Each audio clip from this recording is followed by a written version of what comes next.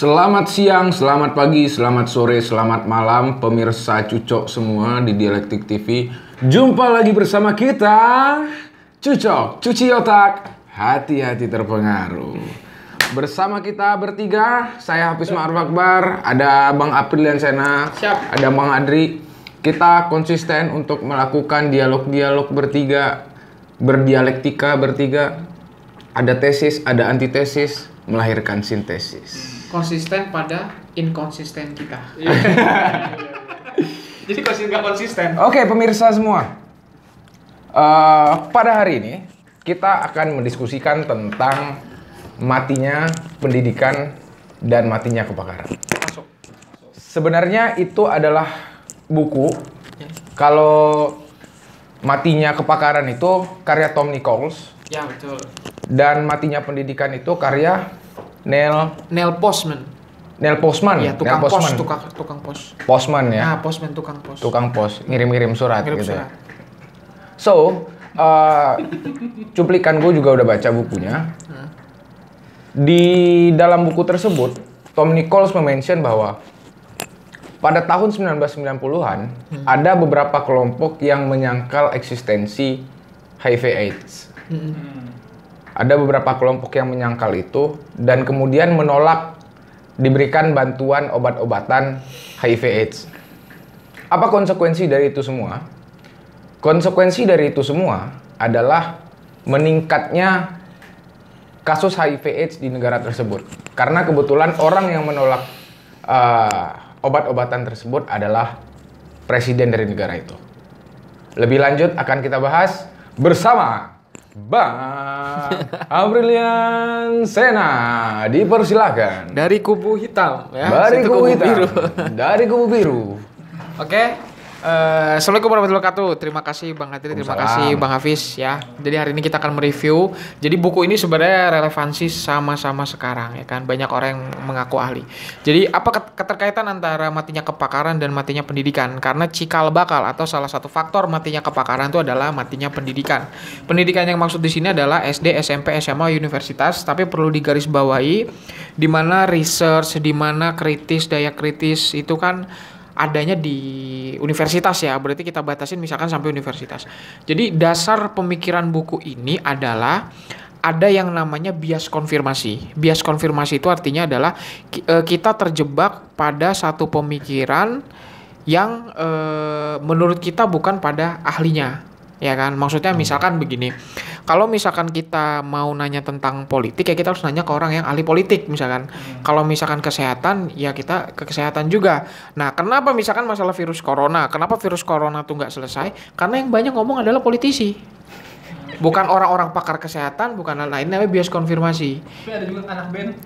Anak band, misalkan kayak SID, ya kan, SID. Nah ini lebih parah. Tiba-tiba bilang ID apalah ya bahasa gitu kan. Nah itu ada bukan ranahnya. Sampai artis pun atau yang lain pun dia statement seolah-olah mereka merasa paling kredibel lah, merasa kredibel Dalam menjelaskan itu. Sementara dokter-dokter itu dokter-dokter itu tidak dinyatakan kredibel.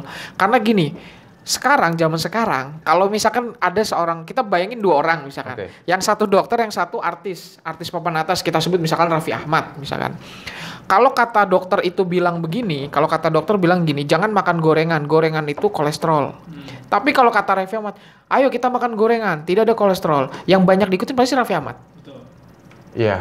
Nah itu namanya matinya kepakaran. Karena kepakaran sekarang itu sudah tidak diakuin lagi, kan begitu kan. Bahkan yang mematikan kepakaran itu sendiri adalah yaitu universitas. Karena universitas sekarang ada istilahnya adalah kemanfaatan ekonomi. Ada kalau dalam buku itu ada komersialisasi pendidikan. Ada istilahnya Tuhan konsumerisme sama Tuhan teknologi. Jadi sekarang orang kalau mau lulus kuliah ya lulus aja. Makanya banyak orang yang lulusan dia tidak kredibel. Maksudnya gini, orang yang lulus dari kampus dengan jurusannya masing-masing itu belum tentu dia bisa ahli di bidangnya, atau bisa jadi dia hanya kejebak pada formalitas tadi, komersialisasi tadi itu kan, ya kan. Jadi yang mematikan kepakaran adalah itu. Untuk S1, sebenarnya S1 itu adalah tahap untuk kita menjadi pakar. Tapi sekarang di kampus pinggiran pun, yang kampusnya kayak Ruko misalkan, itu untuk ngeluarin S1 aja bisa. Lantas apa bedanya lulusan SE di kita sama SE di UIN sama SE di UI sama SE yang di pinggir jalan? Iya. Nggak ada bedanya kan? Nah itu adalah mati kepakaran. Memang di bukunya mati kepakaran sama mati pendidikan tuh sulit untuk menemukan siapa pakar sebenarnya. Karena bisa jadi matinya pakar sendiri bisa mematikan pakar lainnya. Ya kan? Benar. Nah itu satu pendidikan. Yang kedua itu adalah informasi. Konsekuensi dari informasi banyak adalah kita punya pilihan dari informasi. Tapi masalah lainnya adalah kita sulit untuk menemukan mana yang benar, mana yang salah. Oke. Ya nggak? Mulai dari blogspot, mulai dari yang lainnya, ya kan? Nah kayak misalkan Apis tadi bilang HIV itu kan sebenarnya Nigeria. Nah kayak Nigeria itu bilang kasus terbesar di sana meninggal adalah HIV, ya kan? HIV itu yang ngomong dokter. HIV bisa disembuhkan pakai obat ini, itu kata dokter. Seorang politisi yang juga keluarga dari Nigeria, keluarga presiden dari Nigeria bilang HIV itu nggak bisa disembuhin apapun, dan alhamdulillah banyak penduduk masyarakat Nigeria pada meninggal. Jadi itu untuk HIV aja yang didengar adalah seorang politisi, bukan seorang bukan seorang dari kesehatan gitu. Misalkan kita nyinggung MUI lah, misalkan yang sekarang MUI itu. Oke. Yang pertanyaannya, apakah dia orang yang memberikan label, orang yang memberikan menengah kaidah-kaidah Islam, hukum-hukum Islam, mungkin nanti Bang Adri sama Apis yang lebih rananya, itu kredibel apa enggak? Nah, kita menyinggung misalkan masalah buku Tuhan Maha Asik karyanya Sujiwo Tejo. Tuhan Maha Asik 1 sama 2 gue udah selesai baca. Memang Sujiwo Tejo mengkritik. Yang membuat kita ini halal ini haram, di Indonesia itu yang menentukan halal haram kan bukan kita, MUI. Iya, benar. Benar nggak? Tapi menurut gue gini sih Bang, apa haram itu ya berangkat pada hati nurani nggak sih? Sebenarnya ya mungkin nanti dibahas sama Bang Adri dan lu lah. Nah kayak misalkan MUI itu kan maksudnya harusnya ada yang namanya moralitas, ya kan? Ada bergerak namanya moralitas di situ kan. Kalau dalam kepakaran tuh ada namanya moralitas. Nah, jadi kalau misalkan kita MUI, saya pernah waktu itu dapat redaksi nggak tahu dari mana, MUI itu pernah ada rencana wacana MUI harus berada di bawah Menteri Kesehatan. Tapi nggak mau, ya kan? Katanya isu-isunya adalah bakal pendapatannya kurang atau apa kan gitu. Label aja harus bayar. Cap halal aja harus bayar. Sekarang orang karena cap halal ini kalau dari segi ekonomi, ya kan, segi ekonomi orang bakal masuk ketika ada cap halal. Ya kan, kalau nggak ada cap halal orang nggak mau. Padahal yang namanya halal itu kan menurut gue belum tentu sehat kan? Belum tentu sehat, benar nggak? Halalan thayyibah. Halal udah pasti sehat belum? Sehat atau belum halal? Nah itu kan maksudnya kayak apakah yang MUI ini punya cap hanya untuk ini halal atau haram? Atau enggak bagaimana dengan sisi kesehatan? Bahkan Sujiwo Tejo bilang, pernah nggak diselidikin suatu perusahaan diselidikin MUI bagaimana cara mengumpulkan uangnya? Apakah dengan narkoba, badan narkoba atau nggak apa? Sujiwo Tejo mengkritik itu. Itu lebih masuk ke ranah yang lebih fundamental. Iya, lebih kepada fundamental, lebih kepada apa?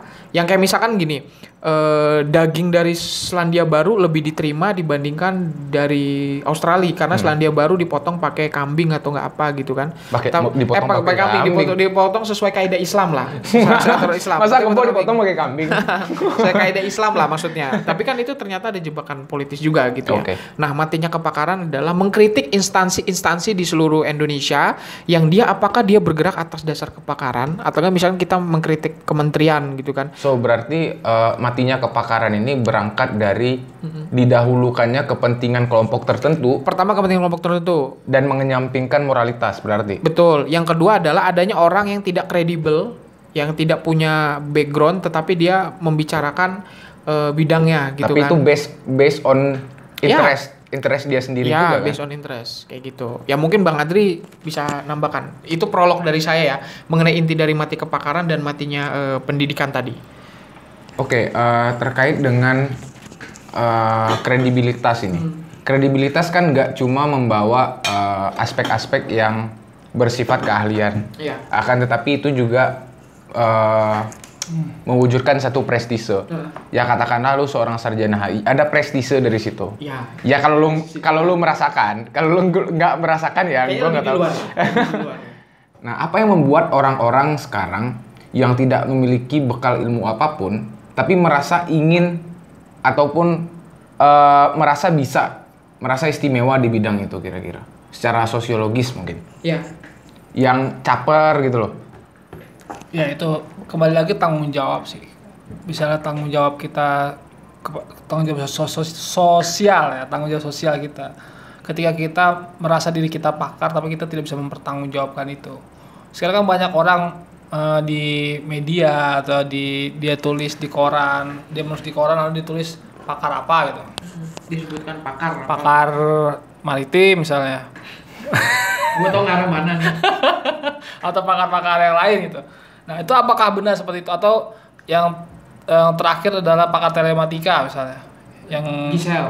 Ya itu. Apakah benar dia pakar itu? Lalu berapa jurnal-jurnal internasional yang pernah dia tulis seperti itu? Karena menurut saya kalau kepakaran itu adalah di Indonesia ini dia produktif menulis di di media-media di jurnal-jurnal internasional yang sudah standar internasional. Ya kan sudah diakreditasi secara internasional. Nah, itu bisa dikatakan pakar itu. Jadi dia banyak mengupload di situ. Produktif Tapi kalau dia gitu ya. tapi kalau dia hanya membuat buku-buku yang sekedar populer lalu dibagi-bagikan segala macam itu belum bisa dikatakan pakar, apalagi hanya sekedar menulis di media online di mana yang punya media online itu seniornya sendiri misalnya atau temannya gitu. Istilahnya kalau misal dia bikin satu jurnal internasional katakanlah, itu kan ada peer review kan. Nah, jadi nggak cuma dikoreksi oleh satu orang tapi berbagai sudut pandang gitu. Makanya kalau di kampus itu kan yang menaikkan kredit seorang dosen itu adalah karya tulisan-tulisan, riset-risetnya. Nah, tapi kan menulis di koran, media itu tidak masuk dalam peningkatan kredit itu. Nah, disinilah kepakaran itu tidak bisa dilihat dari dia berapa sering dia menulis di media massa, media online gitu, seperti itu. Jadi ada suatu bentuk yang harus kita pikirin adalah ya lu berapa kali lah nulis di media jurnal-jurnal internasional, itu baru dikatakan pakar. Nah, tadi menarik juga tuh masalah yang tadi corona. Ini COVID-19 ini kan kita ini semua hilang informasi ya. Bagaimana mantan pesulap bicara COVID. Awalnya dibilang yang harus pakai masker, kita harus lockdown. Tiba-tiba nggak jadi lockdown. Kita harus yang pakai masker hanya yang sakit, yang tidak sakit tidak usah pakai. Tiba-tiba berubah lagi. Oh, ternyata semuanya harus pakai masker. Akhirnya berubah. Itu kan masalahnya adalah semua yang jadi pakar. Semua berita ditelan langsung dia bicara gitu. Jadi sebenarnya kalau kita mau lihat informasi, siapa sih yang harus kita dengarnya punya otoritas untuk menyelesaikan masalah pandemi ini gitu. Iya, itu berarti saja matinya kepakaran itu membawa skeptis ya, rasa skeptis di masyarakat yang tumbuh. Kita harus dengerin siapa? Kita harus dengerin siapa. Seperti itu. Nah, ini kalau terkait dengan tadi yang MUI ini juga bermasalah memang dari zaman dulu kan, ini kan juga bentukan orde baru. Kadang cuma juru ketik itu jadi karena dia masuk struktur MUI, kerjanya cuma ngetik-ketik doang, jadi ulama. Nah, dia cuma jadi juru bayar atau dia sekedar pengusaha biasa, cuma memahami ilmu agama sedikit, tapi dia jadi donatur situ, dia jadi ulama. Di situ ulamanya itu, keulamaan itu adalah ketika masuk struktur MUI. indikatornya. Iya, indikatornya seperti itu. Sebenarnya untuk jadi ulama itu kan berat urusannya. Ulama itu sebagai warasatul anbiya. Warasatul anbiya wal mursalin. Pewaris para nabi. Nah, itu masalahnya di situ. Ketika orang sudah belum sampai kapasitas sebagai pewaris para nabi, lalu masuk ke dalam struktur MUI, lalu dibilang ulama, nah ini nantinya akan jadi masalah. Mungkin bisa ditulis ya, masuk struktur MUI tapi sebagai kesekretariatan atau bidang apa gitu. Iya, tapi benar. Bidang propaganda. Tapi yang ulama-ulamanya harus dijelaskan. Ini yang ulamanya. Ini ulamanya. Yang ulama itu siapa saja gitu. Itu harus dilihat. Dan sekarang untuk menjadi ulama juga harusnya lebih dipersulit lagi, dengan tingkatan-tingkatan seleksi yang lebih ketat lah di situ untuk bisa jadi ulama. Sekarang kalau kita lihat orang yang kapasitas ilmu agamanya rendah jadi ulama, lalu dia mengeluarkan fatwa sesat kafir, dan dia menyerang orang. Kalau kita menyerang dia balik lalu dibilang, "Wah, kalau kamu menyerang ulama nanti kamu hukumnya ini gitu." Banyak lah. Seperti itu. Nah, ini akan jadi masalah. Kalau menurut gua sih begitu. Oke. Kalau untuk kita berangkat ke pendidikan lagi ya. Oke. Kalau untuk pendidikan formal itu kan yang kita ketahui terbentuknya akademia Iya. Plato kan, yang seperti Salah satunya lah. ya salah satunya lah, apa namanya, primordial dari pendidikan formal itu kan akademia Plato itu waktu itu. Iya. So Plato bikin akademia, dia ngajarin Aristoteles pada saat itu, dan kemudian berbeda sudut pandang Plato dan Aristoteles. Yang Plato yang harusnya generalis, pemikirannya itu dari atas ke bawah, Deduktif induktif ya. deduktif induktif, dan Aristoteles itu yang induktifnya gitu loh. Iya, deduktif induktif. Nah, kira-kira nih fenomena apa yang terlihat adanya satu pakar mematikan pakar yang lain kira-kira? Ya, yang mematikan pakar lain itu adalah itu biasanya masalah kontestasi. Masalah kontestasi itu masalah persaingan misalkan antara kubu politik itu kan biasanya saling mematikan. Jadi begini, yang namanya contoh lembaga survei lah.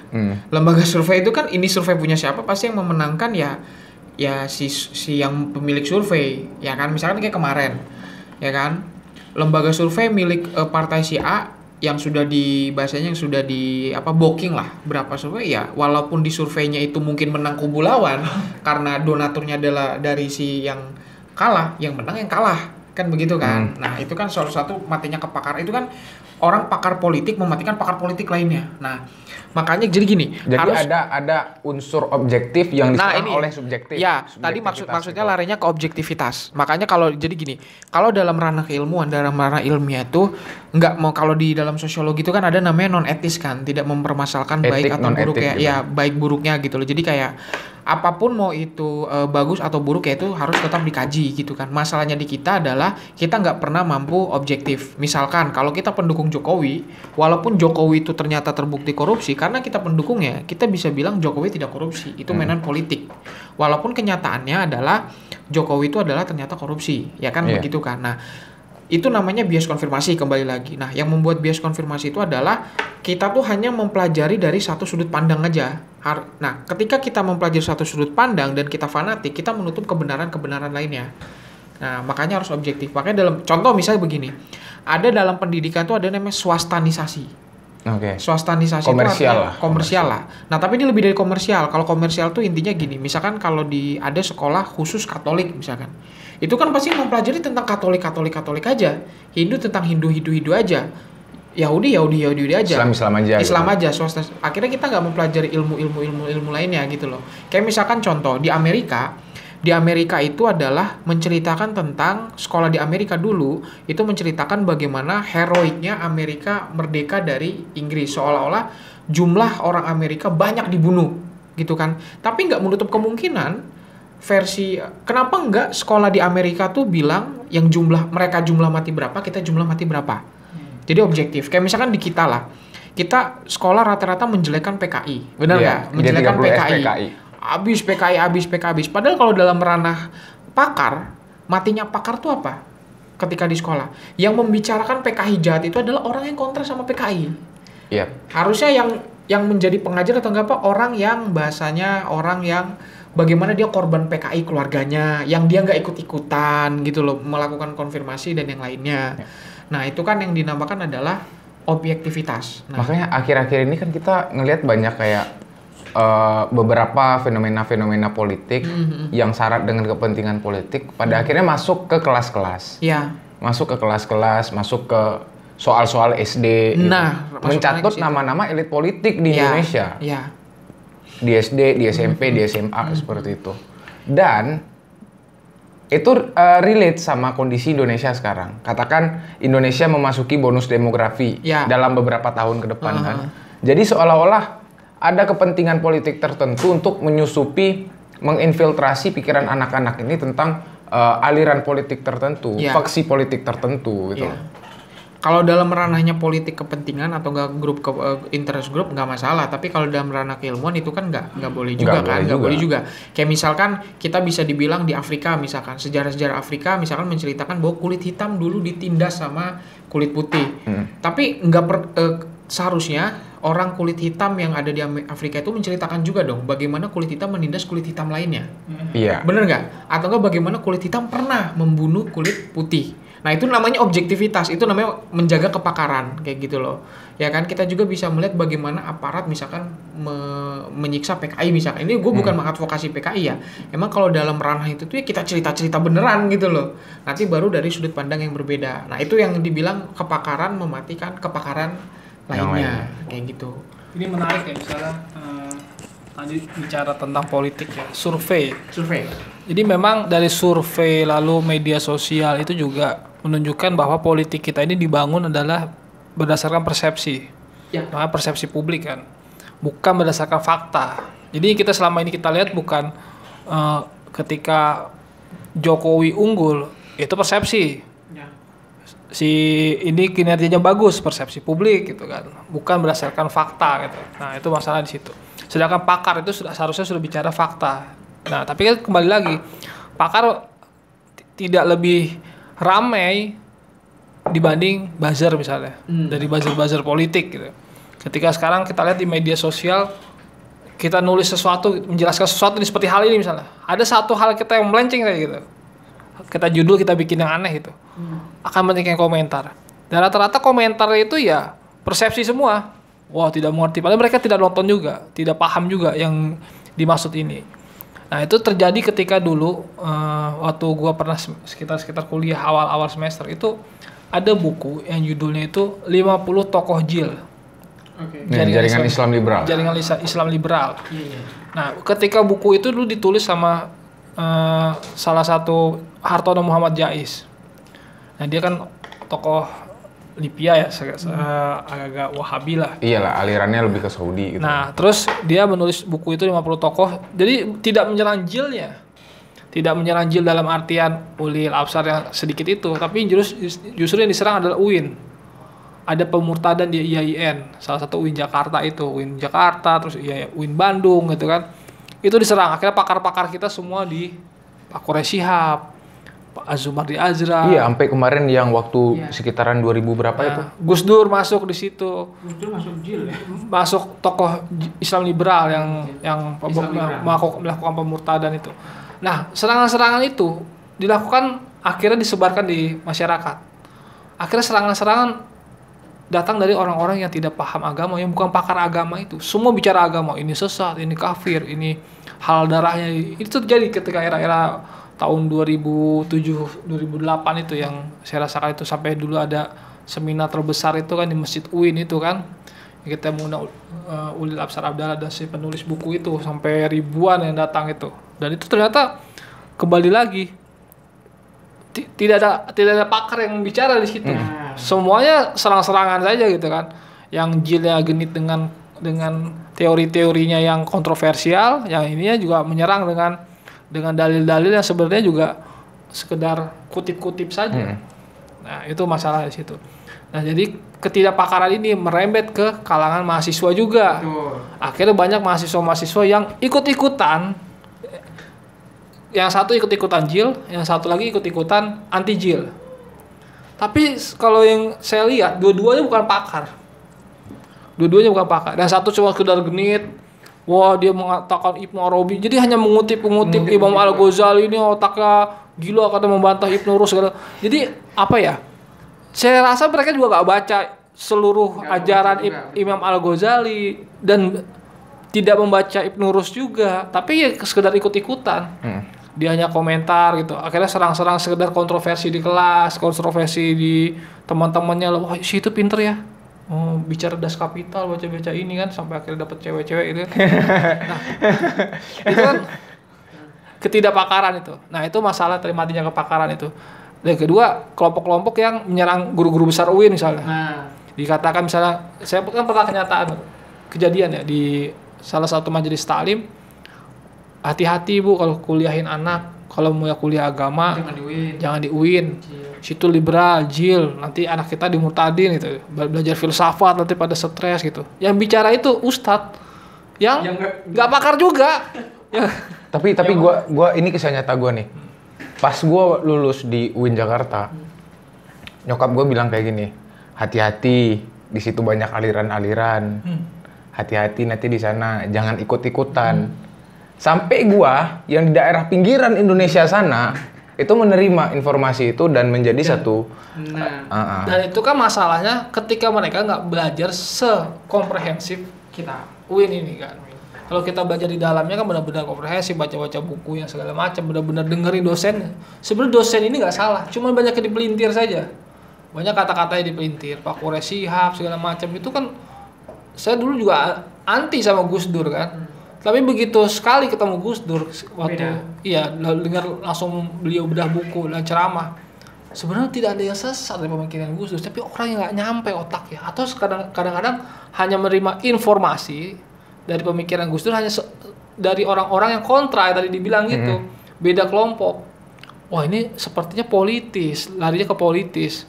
Jadi bagaimana Gus Dur ini jelek lah di mata umat gitu kan. Setelah gua baca bukunya lalu ketemu orang yang langsung bicara, ini beda, justru berubah. Itu jadi kagum ya. Akhirnya bikin Gus Dur Quote itu kan. Nah, itulah yang harus kita pahami. Jadi kalau kita anti terhadap sesuatu, kita masuk dulu lah. Kita pelajari dulu, kita benar-benar dalami, kita benar-benar menyelami lah, benar-benar riset di dalamnya. Benar nggak seperti itu? Jadi tidak hanya kita mendapatkan informasi, apalagi informasinya dari orang yang kontra dengan kelompok itu. Kalau belum pernah rasain mangga, nggak usah cerita rasa mangga gitu loh. Makanya orang yang menjelekan NU misalnya, yaitu adalah orang yang afiliasi partai politik tertentu atau dari ormas tertentu gitu. Ya wajar dia menyerang Gus Dur gitu, seperti itu. Oke, kalau untuk Bang Sena sendiri merespon hal tersebut gimana mungkin? Iya, jadi itu tuh salah satu penyebabnya adalah internet ya. Internet itu kan yang membuat sebenarnya gini, yang membuat titik internet itu menciptakan kesetaraan antara orang yang mampu kuliah atau orang yang mampu mengenyam pendidikan sama yang tidak mampu pendidikan. Akhirnya kita sama, ya kan? Apa yang membedakan? Toh kita di sekolah, di kuliah juga disuruh nyari-nyari di Google juga. Apa bedanya sama orang yang rendahan juga cari di Google juga? Wikipedia sama juga. Iya, itu sisi positif dari internet adalah membiaskan kesenjangan antara pendidikan tinggi pendidikan rendah. Kita bisa sama mengakses. Bener. Tapi kerugiannya adalah banyaknya informasi. Nah, tadi yang udah dibilang masalah JIL, masalah UIN dan yang lain itu kan bahasanya adalah memang minusnya kita atau minusnya orang adalah dia nggak melakukan cross check langsung yang tadi udah disinggung sama Bang Adrian. Misalkan bener nggak sih UIN itu JIL, tanya dulu ya kan, tanya dulu apakah benar ya kan. Masalahnya di Indonesia adalah kita tuh hanya baru baca 3 buku atau nggak 1 buku udah merasa pakar. Misalkan kita baru baca buku, misalkan saya baru baca buku Robert Kiyosaki, soalnya udah kayak punya mobil Lamborghini, udah punya kontrakan gede, udah uang tuh udah teratur gitu loh. Padahal di ATM aja udah nggak bisa ngatur uang, bukan karena banyak uang, nggak ada uang, apa yang mau diatur gitu loh, apa yang mau diatur kan gitu kan. Nah, itu oh itu nggak tahu. Nah maksudnya kan orang pakar gitu kan. Ada orang baru belajar 1 ayat aja udah pakarnya nauzubillah. Ya kan melebihi orang-orang yang tidak gelar-gelar itu ya. Makanya itu pernah dijelaskan sama Ali bin Abi Thalib loh. Oke. Waktu udah berapa abad yang lalu kan. Itu lama itu. Jadi Ali bilang kayak gini. Interpretasi apapun terhadap Al-Qur'an itu bukan Al-Qur'an itu. Saking jeniusnya Ali itu untuk memberikan satu kata-kata bahwa ya kemurnian Al-Qur'an itu tegak pada diri manusia, pada tingkah laku pada manusia. Nanti gue tanggung dulu tadi. Nah, kayak misalkan contoh nanti sebelum ke Bang Adri, kayak misalkan ada pemain bola, dia main di satu lapangan menurut lu siapa yang pakar? Pelatih? Bukan. Yang pakar adalah berjuta-juta, beribu-ribu orang yang nonton, itu pakar. Bener nggak? Komentator, lu harusnya begini, enggak bego begini, ini begini. Nah itu pakarnya tuh, itu pakar-pakarnya itu bukan pelatih, bukan itu. Ini Messi bisa begini, nah itu pakar-pakarnya. Jadi karena biasnya begitu orang bingung ngikutin di mana. Tapi dengan banyaknya pakar kayak gitulah makanya sepak bola laku. Sepak bola laku. Misalkan kayak Mahatma Gandhi itu kan orang yang paling bijak di India.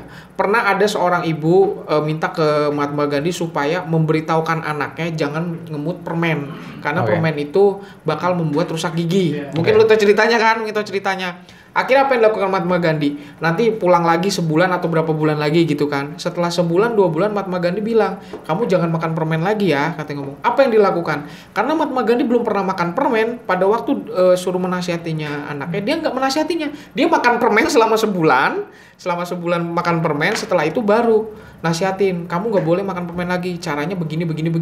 Jadi dia ngerasain dulu gitu loh. Jadi dia ngerasain dulu, baru nasihatin orang. Itu kan filosofis banget. Itu masuk kembali ke Bang Adri. Oke. Tadi ada yang ke pause ya.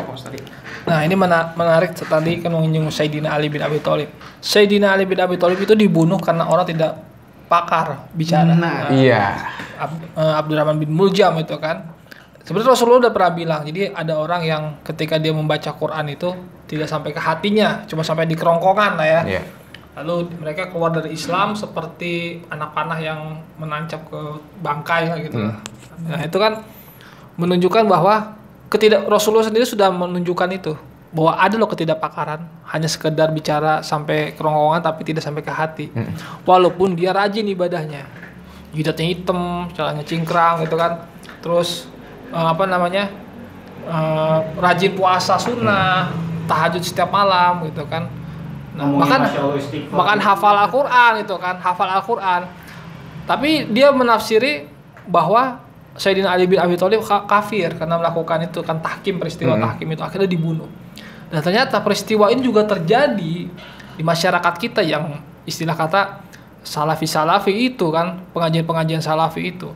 Dan dia terjadi misalnya ketika di rumah saya misalnya ada beberapa keluarga yang ikut pengajian itu, baru ikut pengajian belum ada setahun, itu juga pengajiannya lewat radio itulah yang di Bekasi itu. Dia dengar di radio setiap hari, terus dia ikut datang ke lokasi pengajian, dan dia datang ke rumah, ini nggak boleh nih foto-foto seperti ini nih, ini malaikat nggak masuk nih katanya. Nah seperti itu kan, wah ini nggak boleh. Itu kamu laki-laki. Tapi logikanya gini, kalau seandainya malaikat nggak masuk, betah dong di rumah, nggak mati-mati. Israel masuknya gimana? Betul. Bahkan bilang gini, kamu laki-laki, kok nggak ada jenggot ya? Kamu harus pakai jenggot minimal segini. Gua gini nggak nunggu gimana? Iya betul. Lu kan kagak nunggu. Gimana dong? Harus segini jenggotnya. Gitu. Nah itu kan menunjukkan bahwa ini nggak paham nih tentang maksud jenggot dengan segala macamnya itu kan. Dan dia terlanjur ngotot bicaranya itu. Padahal kita aja tahu dulunya misalnya tukang mabok, dulunya itu ya nyiksa istrinya, mukul istrinya, yang dulunya juga ya sama tetangga nggak akur, pelitnya minta ampun, pakai jasa debt collector, nagih utang. Nah, tapi mereka bisa ketika belajar agama, wah kepakarannya sangat luar biasa, bahkan menghakimi orang. Katanya, itu kaki kamu cowok katanya, kakinya nggak boleh itu celananya sampai keluar dari timur, harus gulung katanya. Mata kaki. Kalau nggak tahu itu jadi langkahnya api neraka lah segala. Itu kayak diajarin soal adab sama orang sul adab. Ya betul. Nah, itu kayak orang buta dituntun sama orang buta. Iya. Gitu. Nabrak. Dia tidak paham arti kepakaran itu kan. Emang kenapa harus pakai jenggot? Ya katanya. Itu ada malaikat nanti di sini. Ada malaikat gantung gitu. Terus saya bilang gini, gitu. emang malaikat gak ada kerjaan lain selain gayutan di jenggot situ ya. Yang selalu nyinyir sama orang gitu.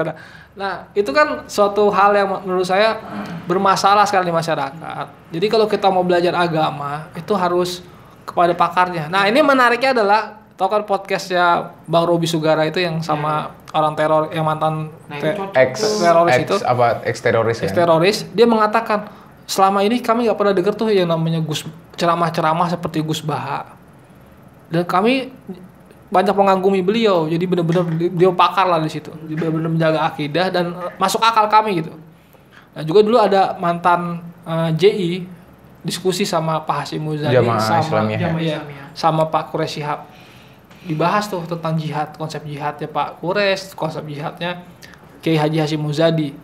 Dan bilang, selama ini kami tidak pernah belajar yang seperti ini dari ustadz-ustadz itu. Kami tidak pernah dibimbing oleh ustadz-ustadz seperti ini gitu. Nah, itulah menyebabkan banyaknya terorisme, radikalisme, fundamentalisme agama itu marak di masyarakat. Itu karena para pakar itu tidak berbicara.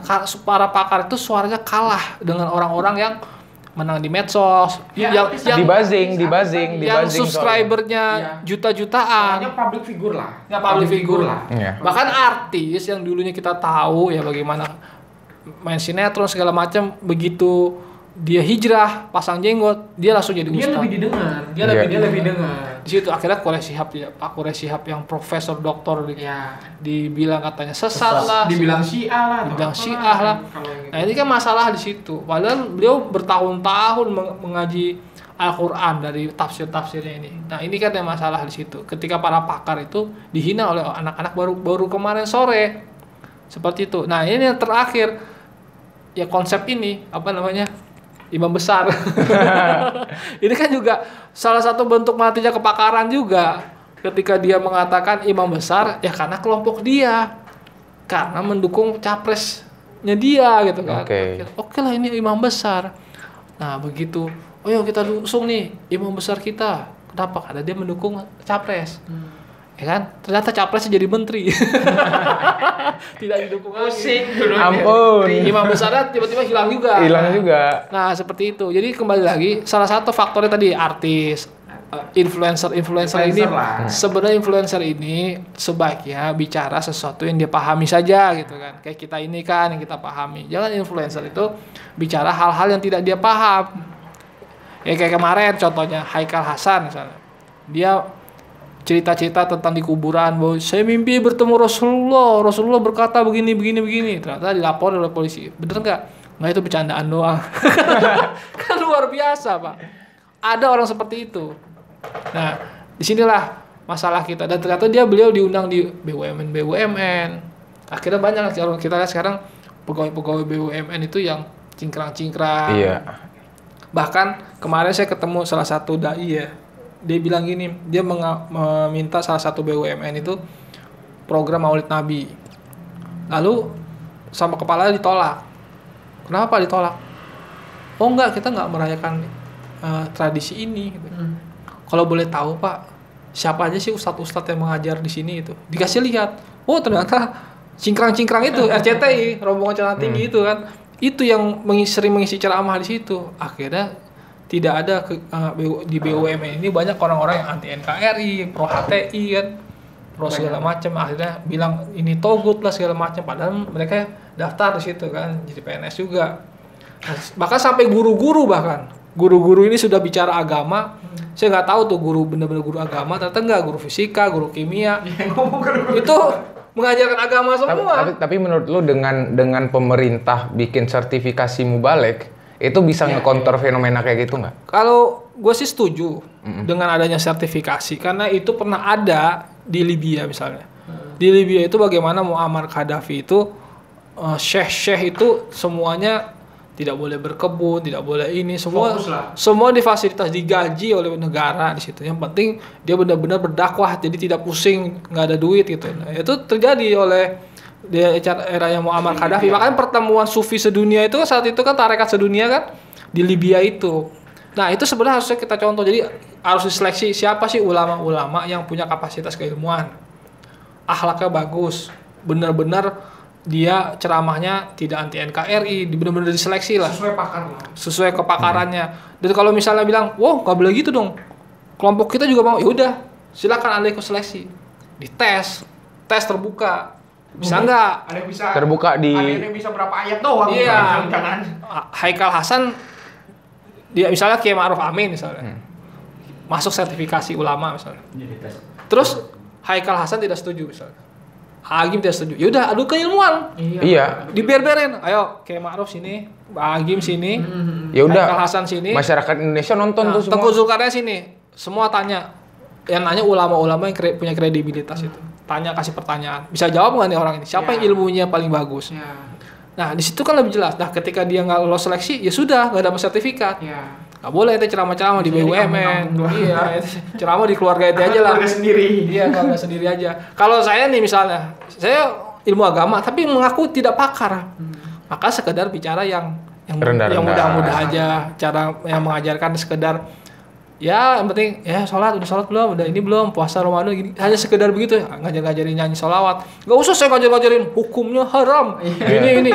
Nah itu menurut aja begitu. Ngutip-ngutip lah. Nah itulah salah satu hebatnya NU adalah jarang mengutip ayat. Jadi kalau mengutip ayat lalu membicarakan sendiri. Ini banyak kan ustadz-ustadz nih ngutip ayat. Jadi menurut ayat ini Pak, Iya. dia menurut pendapatnya sendiri.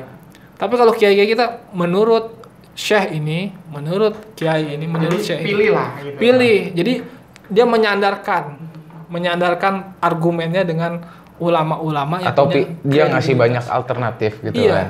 Nah itu lebih bagus. Jadi misalnya lo mau bicara agama, kalau kata misalnya dalam tasawuf misalnya, menurut Syekh Abdul Qadir Jilani atau menurut ulama Indonesia siapa gitu, Gus Mus misalnya, menurut Pak Quraisy Shihab, menurut Gus Baha misalnya, benar-benar punya kapasitas di dunia tafsir itu. Lebih baik kita ngutip mereka dibanding pendapat kita sendiri. Yang akhirnya kadang-kadang pakai akal-akal kita, ilmu kita belum sampai segala macam. Nah disitulah yang jadi kacau. Padahal kalau kita lihat ya, kalau proses jadinya ulama katakanlah nabi sendiri ya, itu bukan dari keinginan nabi itu untuk jadi nabi kan sebenarnya. Iya. Bukan keinginan dari nabi juga. Ya, Dan juga juga hak pada secara historis kita lihat para aulia-aulia, para ambia-ambia itu nggak ada yang minta diri dia untuk menjadi nabi. Ya Tuhan pilih dan Tuhan jamin bagi dia. Ya tugas lo secara ruhaniah dan secara jasad itu membawa ajaran-ajaranku, membawa hukum-hukumku agar tegak keadilan, agar nyata rahman dan rahimku di bumi. Gitu. Makanya posisi manusia kan sebagai khalifah, pengganti Tuhan. Betul. Gitu. Nah, masalah pendidikan gimana? Nah kalau iya masalah kita beralih ke pendidikan ya, masalah pendidikan. CEO guru desa, belajar guru desa aja. Kuliah BSD aja. Tet. Kacau loh. Kok iya itu BSD itu ada dua maksud ya? Gue maksudnya BSI maksud gua. Di UIN aja. Oh, iya. Organisasi. PMI aja. Ikut-ikutan gua. Udah dah kamu Cut ya, ini cut ya. Iya cut nih, asli cut ini parah nih. Kan tadi bicara kumpul tuh BSD maksudnya apa? BSI. Udah keren BSD. Kan ada tuh kuliah BSI aja kan gue plesetin BSD gimana sih? Emang BSD apaan sih? Hah? Itu loh di Tangsel itu loh. Itu loh UMN. Nah, jadi kembali ke pendidikan misalkan ya tadi udah disinggung Hafiz masalah Nabi. Memang kalau pendidikan ini kalau di sekolah-sekolah ini kan dasarnya itu selalu berubah-ubah gitu kan. Dasar-dasar pendidikan. Nah, kayak implementasinya atau asosiasinya adalah sekolah, ya kan. Dulu itu orang mendirikan sekolah di awal banget itu adalah mempelajari kitab Al-Quran, kitab Injil. Jadi bagaimana itu transformasi, regenerasi, ya kan, belajar ini. Kemudian setelah pesatnya itu, mulai orang itu belajar suatu atau mendirikan sekolah untuk mengenang jasa-jasa pahlawan. Jasa-jasa pahlawan, misalkan kemenangan Amerika, kemenangan Indonesia, sejarah. Setelah itu baru kita esensi mendirikan sekolah, narasinya adalah bagaimana mempelajari faham komunisme, faham demokrasi, ya kan? That's right, sama kayak di Jepang. Di Jepang itu di pendidikannya itu nggak pernah menyinggung tentang bagaimana Dai Nippon datang ke Indonesia. Nah dia selama 2 tahun dan sejarah melakukan kemenangan Jepang dulu menjadi raja kan. Nah itu ada tahapan. Nah kalau sekarang itu adalah pendidikan bukan mempelajari Tuhan sebelumnya, tapi mempelajari yaitu Tuhan konsumerisme sama Tuhan teknologi. Jadi sekolah di sekarang itu disetting secara sengaja supaya bagaimana caranya adalah kita mendapatkan pekerjaan yang layak, mendapatkan makanan, ada istilah material di situ. Ya kan, padahal yang namanya esensi dari pendidikan dari sebelum-sebelumnya itu adalah bagaimana melestarikan nilai-nilai sosial. Nah, nilai-nilai sosial ini adalah jadi terkesampingkan, ya kan, ada swastanisasi, ada yang lainnya lah. Makanya sekarang sekolah-sekolah itu kan swasta atau sekolah negeri itu kan lebih kepada lu ada uang berapa lu bisa lolos, ya kan, bisa sekolah, ya kan, degradasi. Tapi di bukunya materi pendidikan itu adalah mempelajari metafisis, mempelajari tentang ketuhanan itu lebih penting sebenarnya dibandingkan mempelajari tentang material. Kenapa? Karena yang namanya kalau misalkan gini, kalau kita tujuan sekolah adalah untuk kerja di kantoran atau nggak yang lain, sebenarnya nggak perlu sekolah. Ada yang pelatihan langsung aja. Iya sebenarnya. Ada pelatihan langsung aja. Sebenarnya gitu pelatihan primer itu dari orang tua sih. Iya. Atau katanya madrasatul ula kan. Iya. Madrasah pertama. Iya. Nah, ini gue tanya lagi. Kalau seandainya ada pembekalan tentang ketahanan keluarga mungkin gitu. Gimana? Nah, kayak ketahanan keluarga kan nggak dapet juga belajar di mana, di sekolah nggak dapet Iya, kan? parenting katakanlah. Ya, parenting Lu nggak belajar. sebagai calon bapak. Ya itu kan nantinya gue dapetnya di luar. Ya Iya, gue iya, dapetnya benar, di luar, benar. keuangan di luar. Jadi maksudnya sekarang ini mispersepsi ya. Tujuan orang kerja adalah kayak misalkan bahkan dari dulu kita anak kecil pun, waktu anak kecil pun kita sekolah tinggi-tinggi ya biar uang gajinya tinggi. Iya, Itu biar- kan udah begitu. Kalau udah orang gitu kan salahnya ya jangan sekolah. Atau ada alegori kayak gini. Iya, sekarang kalau mau ahli bahasa Inggris, sekarang gini, lu dikatakan ahli Inggris bukan lu S1 bahasa Inggris, lu punya sertifikat TOEFL, lu punya sertifikat TOEIC, lu punya sertifikat apa tuh yang pendidik bahasa Inggris internasional tuh, lupa TESOL, gua namanya, TESOL. itu lebih diakuin dibandingkan lu S1 misalkan. Ya kan dibandingkan S1 gitu. Bahkan hukum pun nggak bisa langsung jadi lawyer kalau nggak salah kan, harus sekolah dulu. Iya. Sekolah dulu. Psikolog juga sama, harus Iya, ada gitu ada kan. apa namanya? Profesi. Ada profesi dan profesi, ada ya. lainnya gitu loh. Jadi masalah training sama. Jadi sekolah itu sebenarnya esensi dari awal dulu sekolah, masalah zaman Nabi itu esensinya adalah bagaimana keilmuan yang dijauhin dari material. Yap. Material. Kayak misalkan Ibnu Sina tuh pernah gue buat film gitu yang masalah kedokteran berkembang Itu yang membuat para pakar di zaman dulu katakanlah kayak Ibnu Rushd, Ibnu Sina itu menjadi salah satu menjadi ilmuwan yang disiplin ilmunya itu integral gitu loh. Betul. Jadi dia nggak cuma belajar di kedokteran doang, tapi dia juga bisa di filsafat, di astronomi. Selama dan masalah lain-lain. berkaitan ya, makanya kayak misalkan matinya kepakaran itu sampai ini balik lagi mati kepakaran gitu.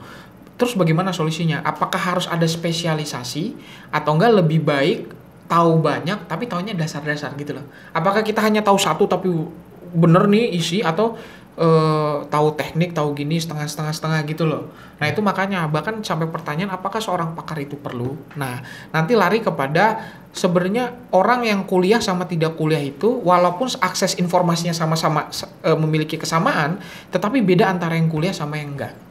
Gitu loh. Beda antara kuliah sama di luar lapangan tuh beda. Karena kalau kuliah itu kita belajar teori-teori. Dan kita masuk ke spare tertentu. Iya, di bukunya Matinya Kepakaran sama Mati Pendidikan tuh adalah sebodoh-bodohnya orang kuliah itu bahasanya nggak lebih bodoh sama orang yang nggak kuliah. Karena dia ada ada pengenyam lah. Kayak misalkan lu HI kan, ada orang HI yang jago desain. Tentu beda sama orang di kafe bisa desain. Iya. Jurusan desain pasti beda. Secara konsep misalkan, ya kan? Secara konsep, secara apa? Gitu loh. Makanya setidaknya Secara filosofis, desainnya setidaknya kayak salah satu indikator orang dikatakan pakar dia kuliah di bidang jurusan itu sebenarnya. Salah satu gerbang. At least Di zaman sekarang. Kemudian yang kedua benar tadi kata Bang Ade punya jurnal ilmiah ya kan ilmiah. Kalau jam terbang atau enggak branding dari orang itu terakhir lah.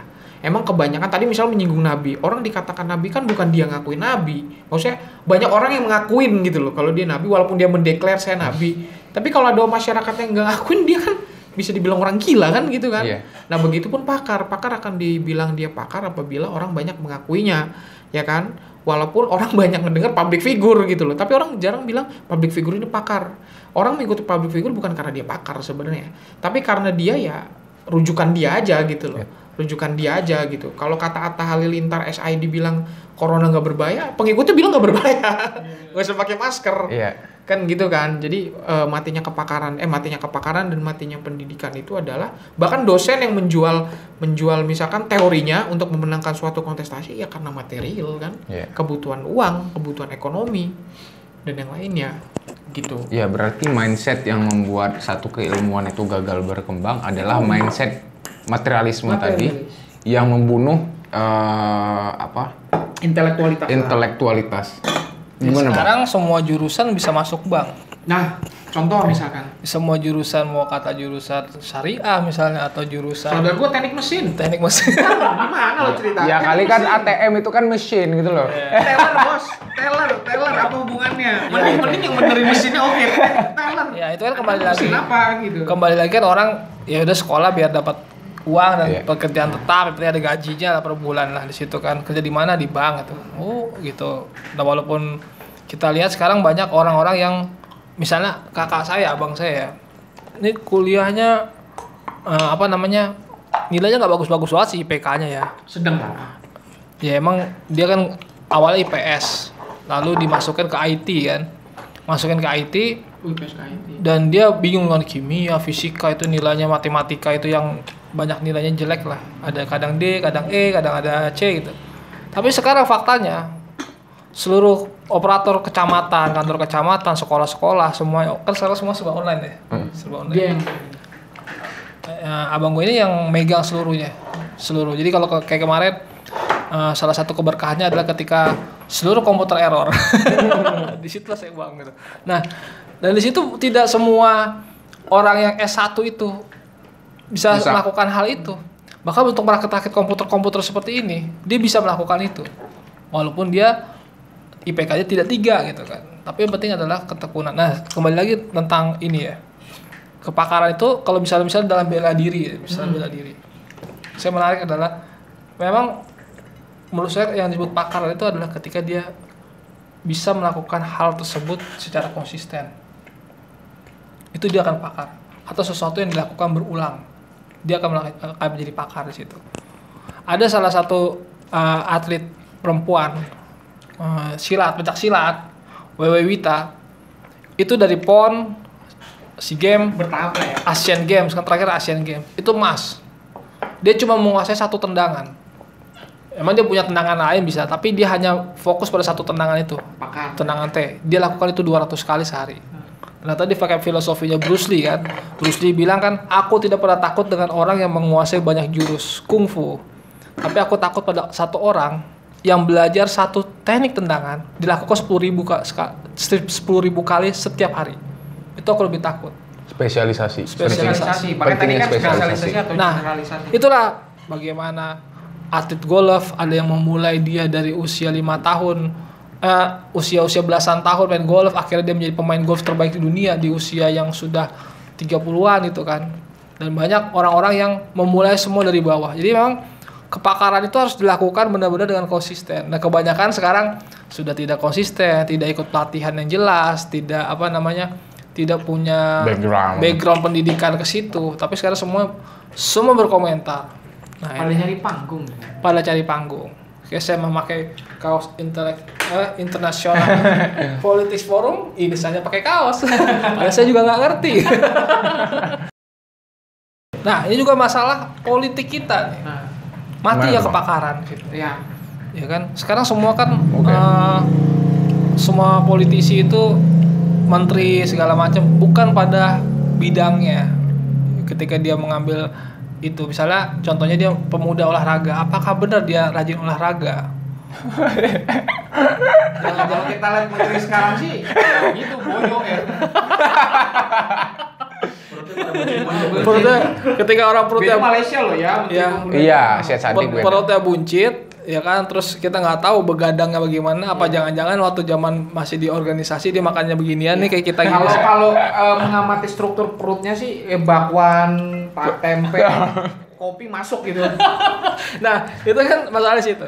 Kenapa misalnya tidak ada terus atau misalnya menteri apa lagi tuh? Misalnya pendidikan olahraga. Olahraga itu bukan perkara ini aja loh, bukan perkara ukuran lapangan segini, ini segini, kita harus bangun fasilitas. Dia juga harus mengerti yang namanya ilmu gizi, bagaimana kalau kita olahraga itu harus detail seperti itu. Maka sebenarnya kalau mau cari menteri ya menteri olahraga ya mantan atlet, menteri pemuda boleh mantan KNPI, mantan organisasi apa, politisi, gitu. Ya politisi. Tapi sebenarnya redaksi pemuda tuh umur berapa sampai berapa coba? Nah itu. Ini kadang-kadang umur 45 itu masih pemuda, ya kan? Yang sudah apa namanya kakinya sudah varises dan segala macam. Varises pemuda. Itu masih pemuda. Seharusnya kan pemuda-pemuda itu ya benar-benar paham. Dia kalau dia atlet ya masih muda, pernah pengalaman. Sekarang kan dunia atlet kan pensiun umur berapa sih? 30-an. 30 sudah pensiun. Itu bisa lah diambil satu jadi menteri. Ya di ranah-ranah pemerintahan pun misal nggak ada yang menjadi representasi, nggak banyak representasi pemuda di pemerintahan, baik itu di kementerian, baik itu di legislatif maupun yudikatif. Nah, dampak yang ditimbulkan dari itu semua apa? Banyak muncul berjamurnya podcast. Iya, podcast. Menjamurnya videografi di Instagram dari anak-anak muda yang ingin akses ke ranah-ranah pemerintahan tersebut. Begitu. Nah itu juga anggota DPR kan juga gitu, banyak artis-artis sekedar populer, dia sering muncul di TV, sudahlah ditarik oleh partai dan dia jadi. Iya. Nah ketika jadi ya sekedar duduk, dapat uang. Bahkan Bu Lili kemarin cerita kan, saya tuh pernah satu komisi lah sama salah satu artis sinetron, artis film, emang bagus filmnya gitu. Film bagus. Filmnya apa? Tapi nggak ngerti apa-apa dia katanya. Dia bilang gitu. Kalau staff sus bikin podcast gimana? Nah, tak dulu, status dulu, Lu status dulu kayak ini sensi banget. Banget. Enggak ada nanya. Nah, itu masalah tadi. Artis tersebut tidak ngerti apa-apa, benar-benar gini loh, benar-benar diajari gitu, dia tidak ngerti undang-undang, bagaimana DPR kerjanya bagaimana, tidak mengerti. Ya akhirnya negara kita dimainkan dengan coba-coba gitu. Apalagi sekarang pendidikan kita yang bikin undang-undang, apakah benar-benar itu pakar pendidikan yang bikin undang-undang seperti itu kan? Ya anggota-anggota DPR itu bikin undang-undang tentang pendidikan, bikin undang-undang musik kan. undang-undang musik. Saya buat. Saya bukan yang buat, bukan orang musik kan. Walaupun ada misalnya Anang, tapi juga Anang kan juga ngaco juga. Bikin, akhirnya dia tidak nyalon lagi. Nggak nyalon lagi makanya. Itu sebenarnya kalau kayak hal-hal seperti itu harus undang pakarnya saja lah. Iya. Nah, besok harus kita tunjuk ke anggota DPR itu ya sudah memfasilitasi saja lah. Misalnya bikin undang-undang pesantren, kiai-kiai kumpulin. Undang-undang pakarnya dan undang orang-orang yang merepresentasikan segmen-segmen tertentu. Ya. Nah ini Gitu kan. pernah menarik ya. Gue pernah masuk salah satu FGD, undang-undang pesantren. Ini kita bicarakan saja. Saat itu yang protes siapa? Diundang kiai-kiai atau orang-orang yang punya pesantren. Ketika draftnya dibuat, itu protes semua kiai. Enggak begitu, gini gitu. Padahal kiai lebih paham ya. Lebih paham di badan hukum lah segala macam. Kiai mana ngerti badan hukum? Iya. Ya kan kiai kan bisa dapat bisaroh. Terus tiba-tiba harus LPJ, dia kagak dapat LPJ bisa ditangkap kan seperti itu. Banyak yang protes lah segala macam gitu. Terus bagaimana ada konsep akreditasi? Padahal kan pesantren tidak punya akreditasi. Tidak punya akreditasi. Nah, akhirnya ternyata siapa yang merumuskan? Oh, ternyata orang-orang partai. Oh, tapi partai itu kan partai Islam gitu ya. Ya nggak ngerti juga ternyata, bukan tidak walaupun partai Islam tapi tidak pernah mengurusi pesantren, tidak Ya pernah. partai Islam kan peraturannya siapapun boleh masuk. Nah itu, nah itu masalahnya di situ. Akhirnya undang-undang itu seharusnya diundang kiai-kiai. Akhirnya kemudian kan emang berkali-kali perdebatan, akhirnya baru selesai kan dirumuskan itu konsepnya yang sesuai, tidak bertentangan dengan pandangan para kiai seperti itu. Nah itu sebenarnya harusnya dilakukan adalah undang-undang semua harus dilakukan oleh kepakaran, dan juga mahasiswa juga kebanyakan sok pakar juga. Ya iya. Ya kan kita lihat Tadi pemain bola. Iya. Semua mahasiswa pakar lah. semua mahasiswa demo bakar-bakar. Lihat kan anak dia apa ketika disemprot gas air mata dia instastory kayak begitu. Iya. Itu bangga. Justru bilang emang lo ngerti apa yang isi dari undang-undang itu gitu. Bagaimana perumusannya.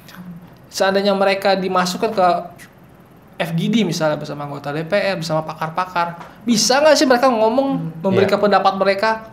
Jangan-jangan cuma diem-diem aja tuh, dapat amplop pulang tuh kan? Karena ramean. Ya. Karena ramean. Nah, seperti kan harusnya gitu. Kalau misalnya intelektual sekarang kan era sudah terbuka. Coba lo mahasiswa, Pak kami protes dengan undang-undang ini, RUU ini. Yaudah kalau begitu kita bikin FGD yuk, anggota DPR hadirkan, mahasiswa hadirkan, pakar-pakarnya hadirkan. Di situ diskusi debat, nggak setuju di mana. Gue yakin mahasiswa itu juga nggak semuanya bisa ngomong. Ya. Malah dia diem aja di situ di forum itu, dia gini. Dan itu pengalaman waktu RUU itu adalah beberapa perwakilan dari organisasi mahasiswa diem aja, diem datang isi buku tamu, ya kan makan Keren-kerenan. di hotel, ya kan makan terus. Itu waktu judicial review atau gimana? Enggak, lagi pembahasan tentang yang akan dibawa ke pemerintah kan, Oke. ke ini. Itu ada beberapa organisasi mahasiswa. Dia kerja isi absen, dia ikut makan, Ya kayak ngikutin seminar lah. dapat amplop. Kayak ngikutin seminar. Tidak ada argumen-argumen yang justru yang berdebat itu adalah kiai. Yang berdebat itu ya itu yang pakar-pakar itu, pakar pendidikan itu yang berdebat. Yang mahasiswanya diam aja. Tapi kalau di demo mereka rusak-rusak. Iya, ya artinya nada yang dibawa ke demo itu akhirnya membuat gaung hanya membuat gaung dan popularitas buat diri dia sendiri. Tapi goals untuk merubah satu kebijakan, berperan dalam kebijakan tersebut ya secara esensial itu Nggak ada kalau yang gue tangkap. Iya, kan kalau yang demo itu kan berapa banyaknya demo ya, mereka itu pakar semua kan.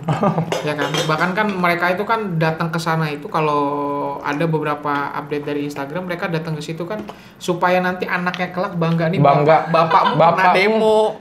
Walaupun di sana nggak tahu. Aduh, bapak gua Iya, lo demo atau kan di sana hanya selfie. Kan di sana kan yang di-share kan foto-foto cantik, godain polisinya, polisi. Ya demo apaan polisi ganteng di Insta story kan begitu. Terus cewek cantik jadi ajang bertemunya mantan. Ini kan keluar dari esensi juga kan. Keluar ini dari maksud, esensi. wah, gue demo ketemu mantan. Ini bukan matinya kepakaran lagi nih, mah. Bukan matinya kesadaran ini. Matinya harga diri. Matinya harga diri udah kesana. Kesana pun kan itu cuman keren-kerenan sebagai begitu kena gas mahasiswa. air mata karena tembak. Hah? Aduh, pemerintah kita otoriter. Nah kayak gitu, cuman gitu doang kan. Nah itu masalahnya emang matinya kepakaran itu adalah kita jangan terlalu mengakuin kita pakar lah. Maksudnya kita pasti punya satu konsentrasi tadi yang masalah silat itu kan. Walaupun kita boleh ngomong masalah ekonomi, politik atau apa yang lain, tapi kan kita ada kecenderungan satu yang ini kita ahli banget. Kecuali ada satu ahli yang memang kaitannya kuat gitu loh. Kayak misalkan ekonomi, politik internasional misalkan. Itu kan kaitan tuh politik sama Ada ekonomi. unsur-unsur yang berkelindahan gitu ya. Kait banget. Kalau di MMA yang jadi komentator, itulah ada orang yang pernah juara. Iya. Nah, minimal begitu. Iya. Pernah juara, pernah Betul. tanding, pernah kena pukul, Betul. pernah KO. Betul. Kalau pemain bola itu kan yang komentar itu kan penontonnya. Iya. Yang dia Yang dia jago tinju lah. Makanya ini yang terkenal di Indonesia kalau komentator pasti yang macam-macam. Iya. Yang macam-macam. Gol. Iya. Nah, yang komentar gitu. Gua nonton Liga Inggris nggak pernah kayak gitu. Nah, itu kan Tapi Arab mungkin ya. Arab mungkin. atau Italia Mungkin, juga kayak mungkin. gitu. Lalu Ngerti ya? ya lo lihat kalau di stadion-stadion itu yang komentarin Jebret, komentar misalkan, gitu kan. wah ini pemain ini goblok apa, itu kan sambil ke tangan kiri mabuk, kiri kalau goblok lo kan sambil ngerokok sambil mabuk, goblok kan ini bukan atlet bos, ini bukan atlet, Hidupnya aja nggak gimana sehat. sih, iya hidupnya aja nggak sehat gitu, yang main bola gue jamin lebih jamin lah sambil makan gorengan, ini bego dah Ronaldo kan, gimana? Ya kan dikomentarin sama orang jualan bakwan begini kan, ya kan gitu kan, dia kayak misalkan pakar kesehatan juga dikomentarin sama orang-orang yang pemain drum kan gitu kan, anjir itu yang pakar bakal gua sekolah tinggi nyampe bedah paru-paru orang dipatahin sama ada orang bilang covid hoax, ngapain gua kuliah kan begitu kan, ngapain kuliah kan saking begitunya kan, ya kan, ya jadi intinya adalah ini terakhir lah, misalkan jangan bias konfirmasi, kita harus objektif ngambil dari sudut pandang manapun, dengan tujuan adalah kalau dalam konteks ilmiah dan intelektualitas itu adalah ya apapun mau yang baik maupun yang buruk ya kita terima kan gitu kan, tapi nanti kita bendung, jadi kayak sudut pandang tuh beragam gitu loh, sudut pandang beragam gitu sih dari gua terakhir ya. Oke. Promosi dulu dong. Promosi bis. Oke. Sampai habis Kita sudah di penghujung acara. Ini udah gua abisin. Ya, sorry. Ini udah gua abisin. Ini namanya dessert Haura. Haura dessert. Jadi ini cookies sebenarnya, tapi sorry ya teman-teman, ini udah gua abisin. Nanti mungkin kalian bisa langsung cek di ownernya, Astrid Aura. Kalian bisa langsung DM. Bisa langsung DM, bisa langsung dikontak. Rasanya enak banget. Dialektik Rasanya shop. enak banget. Iya, dialektik shop. Nah, ini kalau mau bikin media. bisa. Bisa berkoordinasi dengan Bang Adriansyah. Ini juga baju kali. Nah, ini Dan ini juga baju International Politics Bisa di Forum. Bang Adri juga. Ya, Bisa kita di sini, konsisten untuk terus melakukan diskusi-diskusi yang memiliki kaitan dan kelindahan dengan internasionalan, ekonomi internasional, pokoknya internasionalan lah. Pokoknya bukan fuckboy internasional, sorry. Ayo. Terus ada keripik apa lagi? Keripik yang sangat crispy itu. Udah habis. Keripik Mas Paridin juga ada. Nanti tinggal dikontak. Yang jelas kita tidak hanya membicarakan seputar isu-isu menarik di Indonesia dan dunia, tapi juga mempromosikan produk-produk Indonesia dan produk-produk usaha kecil dan mikro. Ya, ini sudah bukan, mudah-mudahan awal UMKM. Awalnya UMKM. Tapi mudah-mudahan kedepannya bukan UMKM lagi. Jadi PT apa gimana? PT Sudah jadi ya brand Sudah punya kelas brand atas tertentu lah ya. lah. Mungkin itu saja, silakan tutup. Oke, mungkin kesimpulan dari gua adalah Like, share, komen. satu kepakaran itu mati apabila diserang oleh mindset materialisme. Oleh karena itu, jagalah kepakaran tersebut karena kepakaran akan menjamin kehidupan banyak orang. Sekian dari saya, host dari Cucok pada siang, pagi, malam, subuh hari ini.